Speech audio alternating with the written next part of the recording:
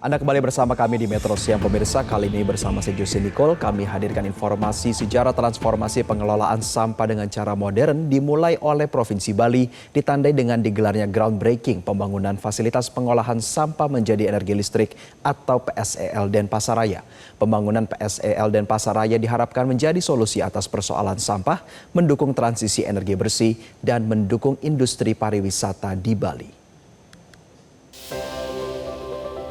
Groundbreaking fasilitas pengolahan sampah menjadi energi listrik atau PSEL Denpasaraya menandai dimulainya transformasi pengelolaan sampah di Bali. Pulau Dewata menghasilkan timbulan sampah sekitar 3.500 ton setiap hari. Sebagian besar sampah tersebut berasal dari aktivitas rumah tangga, kawasan perkotaan, tempat usaha, hingga industri pariwisata. Sementara tempat pemrosesan akhir khususnya TPA Suwung harus menanggung beban yang kian berat. Keterbatasan lahan, bau, hingga resiko pencemaran menjadikan persoalan sampah bukan lagi soal masalah kebersihan, melainkan telah menjadi ancaman bagi lingkungan, kesehatan, dan citra Bali sebagai destinasi pariwisata dunia. Sebagai salah satu solusi strategis, PSEL Denpasaraya dibangun di kawasan Pedungan, Denpasar Selatan di atas lahan seluas 6 hektar. Fasilitas ini dirancang untuk mengolah sampah dari wilayah terpadat di Bali, yaitu Kota Denpasar dan Kabupaten Badung. Kapasitas pengolahan sampah mencapai sekitar 1.500 hingga 2.000 ton per hari. Pembangunan PSEL Denpasaraya ditargetkan rampung pada akhir 2027 sebelum memasuki tahap beroperasi penuh pada 2028. Bapak Presiden menetapkan sejumlah wilayah menjadi prioritas untuk pengolahan sampah dengan cara teknologi modern termasuk Bali. Dan kemudian dilakukan percepatan, dijadikan proyek strategis nasional, ada Perpres, dan kami juga di Bali itu melaksanakan arahan dan kebijakan Bapak Presiden Prabowo Subianto ini dengan sebaik-baiknya, karena ini demi kepentingan masyarakat Bali sendiri.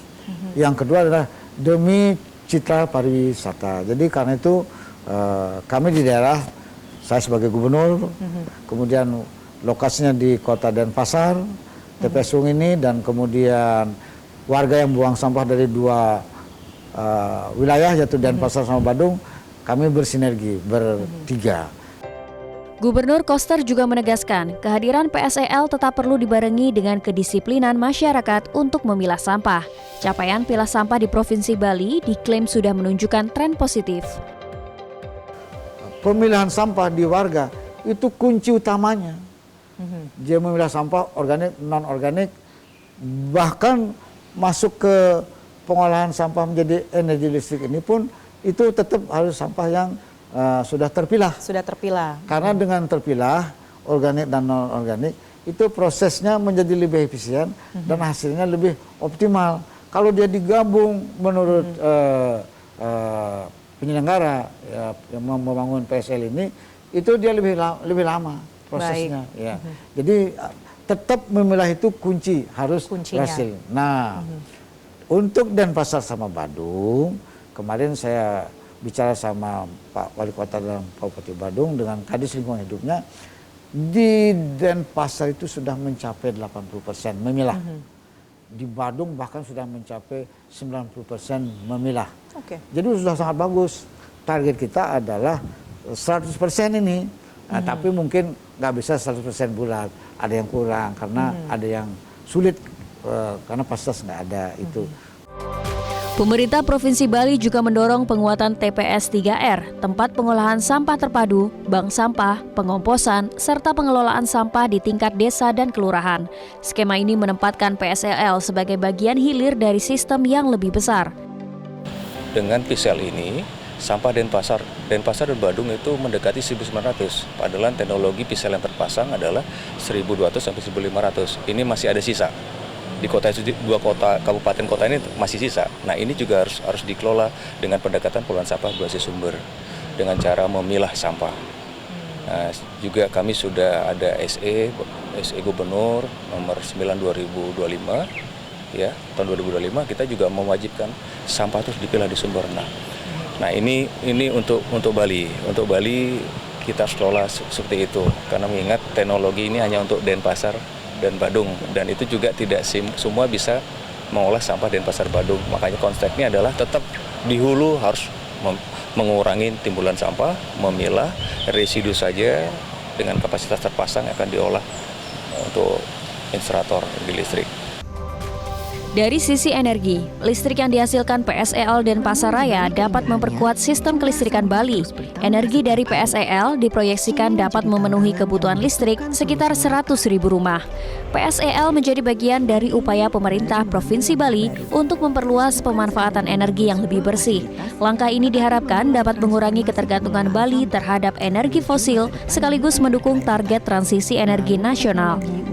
Ya artinya dengan adanya PSEL ini tentunya akan mendukung bahwa akan ada cadangan meningkat, kemudian keandalan juga terjaga meskipun sumbangannya mungkin sekitar 20 megawatt ya. Tetapi Pemprov Bali selain PSEL sendiri untuk energi terbarukan juga sedang menggiatkan pembangkit listrik dari surya. Kemudian sudah ada satu penelitian kaitannya dengan potensi di tenaga laut.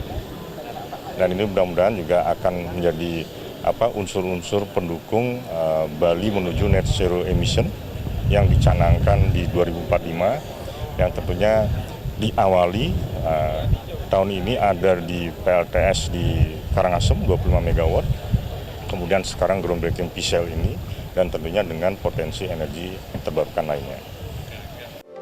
Lebih dari sekedar fasilitas industri, PSEL Bali dirancang sebagai bagian dari wajah baru Bali yang bersih, terbuka, dan berkelanjutan.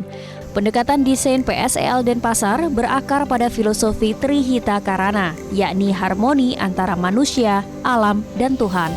Nantinya, fasilitas ini juga akan dilengkapi visitor center dan jalur edukasi terpadu yang dapat dimanfaatkan oleh pelajar, mahasiswa, peneliti, dan masyarakat umum. Dari Denpasar, Bali, Tim Liputan, Metro TV. Jelajahi cara baru mendapatkan informasi. Download Metro TV Extend sekarang.